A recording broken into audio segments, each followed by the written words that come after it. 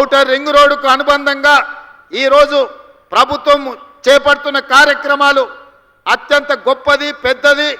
రేపటి ప్రపంచానికి అద్భుతమైన నగరాన్ని అందించే ఫ్యూచర్ సిటీ ముచ్చెర్ల ప్రాంతంలో ఈరోజు మనము నాగరికుంట ప్రాంతంలో నిర్మించుకుంటున్నాం.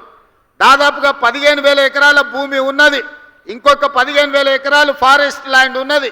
అదనంగా ఇంకొక 15,000 ఎకరాలు భూమి రైతులు సహకరించి అందిస్తే 40 నుంచి 50,000 ఎకరాలతోటి ఒక అద్భుతమైన నగరాన్ని నిర్మించుకొని ఈ దేశంలోనే కాదు ప్రపంచంలో ఉండే న్యూయార్కో లేకపోతే మన టోక్యో లాంటి నగరాలను, సింగపూర్ లాంటి నగరాలను పోటీ పడే విధంగా ఈరోజు మనము నగరాన్ని నిర్మించుకుందాం అనుకుంటున్నాం.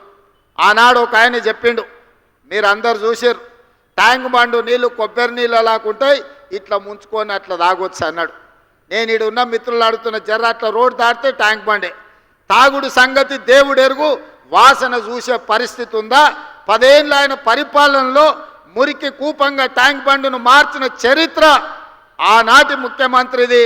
ఇట్లాంటి అబద్ధాలతో కాలం గడిపిండు. ఓల్డ్ సిటీని అన్నాడు ఇస్తాంబుల్ చేస్తాని. ఇస్తాంబుల్ కాదు కదా, ఆడున్న ట్రాఫిక్ జాములు కానీ చార్మినార్ చుట్టూతో తిరగలేని పరిస్థితి ఈ 10 సంవత్సరాలలో వచ్చింది. వర్షం వస్తే వరద నీళ్లు హైదరాబాద్ రోడ్ల మీద వరదలై పారుతున్నాయి తప్ప కనీసం మేము నిర్మించిన నగరంలో మురికి కాలువలు కూడా ఆనాటి ముఖ్యమంత్రి గారు, ఆనాటి మున్సిపల్ శాఖ మంత్రి గారు ఈరోజు గొప్పలు చెప్పుకుంటున్నారు కానీ కనీసం డ్రైనేజీ కాలువలు కూడా తవ్వే ప్రయత్నం చేయలే. ఇవాళ ట్యాంక్ బండ్ మీదనో లేకపోతే శిల్పారామం దగ్గర వారు సెల్ఫీలు దిగుతున్నారు. వారు సెల్ఫీలు దిగి సెల్ఫ్ డబ్బా కొట్టుకునే శిల్పారామం కూడా ఆనాడు కాంగ్రెస్ పార్టీని అభివృద్ధి చేసింది, వారు మర్చిపోయినట్టున్నారు. వారు అప్పుడప్పుడు ట్విట్టర్లో పెట్టి హైటెక్ సిటీ ఆనాడు మనం చేసిందే. ఈ ట్యాంక్ బండ్ ఏదో ఆయననే నిర్మించినట్టు, వాళ్ళ తాతగారు బుద్ధుడి విగ్రహం పెట్టినట్టు ఇవాళ ఆ ఫోటోలను చూపించి మేము నిర్మించినామని అబద్ధాలు చెప్పుకునే పరిస్థితి.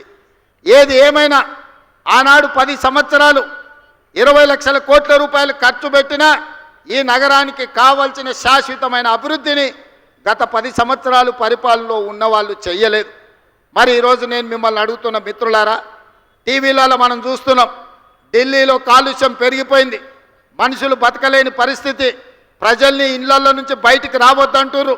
ఢిల్లీలో పాఠశాలలకు సెలవులు ఇచ్చిండ్రు.